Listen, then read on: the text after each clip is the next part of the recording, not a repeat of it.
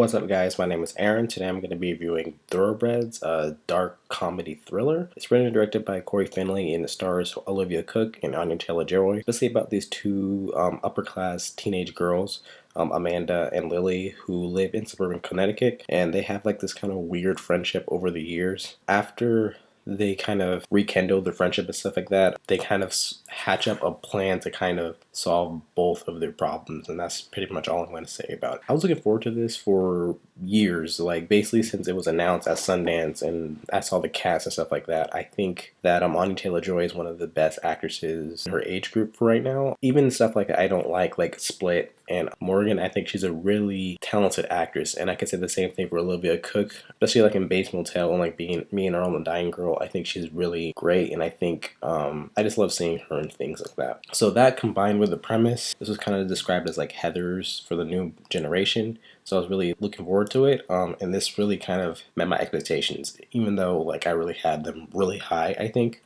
the direction is definitely masterful. It really kind of has like this distinct Stanley Kubrick vibe with the long one-shot takes of the cavernous like mansion that the girls live in, and the effortlessly like buttery smooth camera movement that really adds to the tension.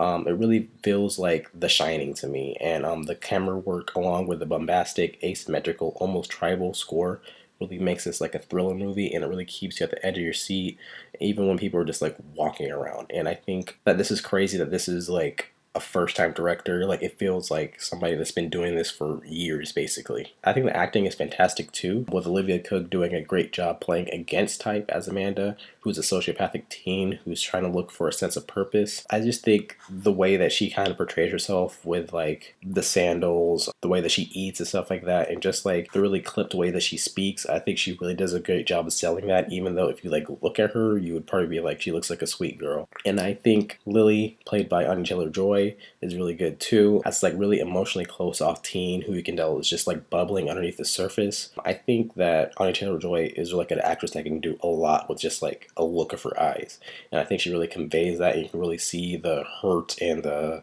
pain that's kind of underneath the surface, even though she's trying to keep like a positive vibe.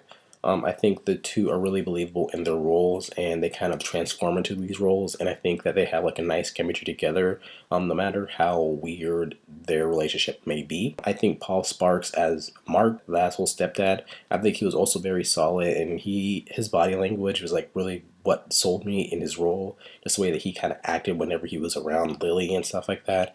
And you could really see why Lily kind of despised him, I think. Anton Yelchin wasn't really in it as much as I thought he was going to be, but I thought he was pretty solid as this local drug dealer Tim who gets roped into the girl's plans. Even though he's not the greatest person, as you find out throughout the movie, I think Yelchin really just bleeds humanity into this role, with just like a look of his eyes, and he makes you feel so much for him, even though like you know that these girls are gonna manipulate him and stuff like that. And it really just kind of makes you miss him as an actor, and it just really makes you kind of sad that he's gone. I think the writing is really stellar as well, really delving into the psyches of our two protagonists. You can really see like the similarities, the differences, and more importantly, like the muddle gray in which they operate in.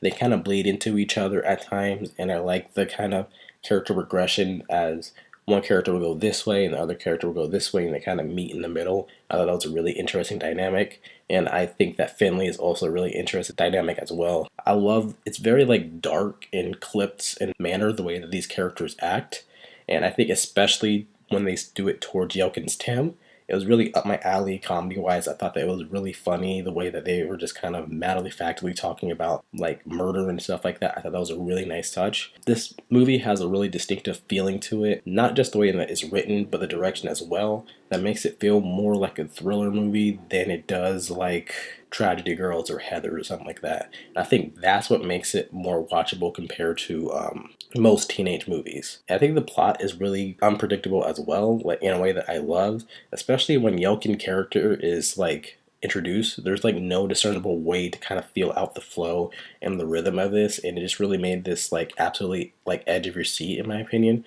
A late sequence was like a one-shot take, which I thought was really brilliant in execution, and just had me like my heart like pounding in anticipation of what would happen. I honestly didn't have many problems with this. I think that it could have been a little bit longer, maybe like 10 minutes longer, to kind of delve into the characters a little bit more, to kind of get more of like a motivation, basically. Because with the pacing of this movie, you're in and out, basically. It's like an hour and a half, and it's just like boom, boom, boom, boom, boom, basically. But I think overall, this is an absolute showcase for the two leads, Cooke and Joy, and especially Cory Finley, and I'm definitely looking out for him in the future.